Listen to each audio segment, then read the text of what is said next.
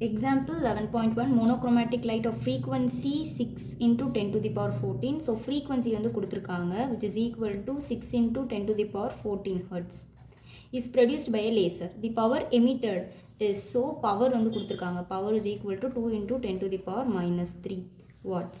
What is the energy of the photon in the light beam? So வந்து energy கேட்டிருக்காங்க. எனர்ஜியோட formula என்ன? h into frequency. frequencyயோட symbol mu. Okay. So h into frequency. இதுதான் energy of photon. So இப்போ வந்து நம்மளுக்கு h ஓட value வந்து ஒரு கான்ஸ்டன்டான value 6.63 into 10 to the power minus 34. So இது வந்து ஒரு கான்ஸ்டன்டான வேல்யூ. ஓகேவா? இது எல்லா சமுக்கும் இந்த h வந்து நம்ம போடுவோம். ஸோ இந்த வேல்யூ வந்து நம்மளுக்கே தெரியும். ஃப்ரீக்வன்சியோட வேல்யூ கொஷினில் கொடுத்துருக்காங்க 6 into 10 to the power 14 hertz அப்படின்னு கொடு. ஸோ நம்ம மல்டிப்ளை பண்ணோம் அப்படின்னா 39.78 நம்மளுக்கு வந்து வருது.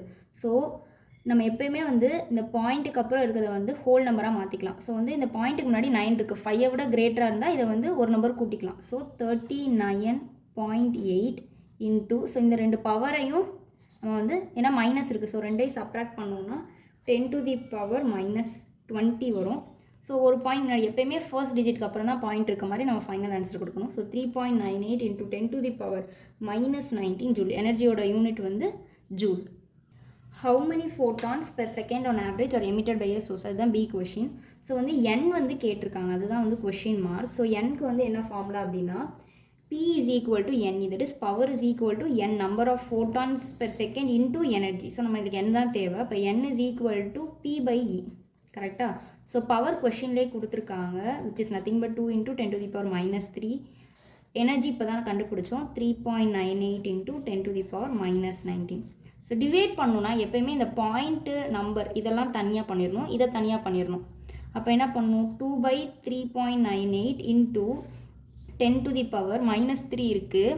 ஸோ இந்த 19 மேலே கொண்டு போனோம்னா பவர் வந்து பாசிட்டிவ் ஆயிரும்.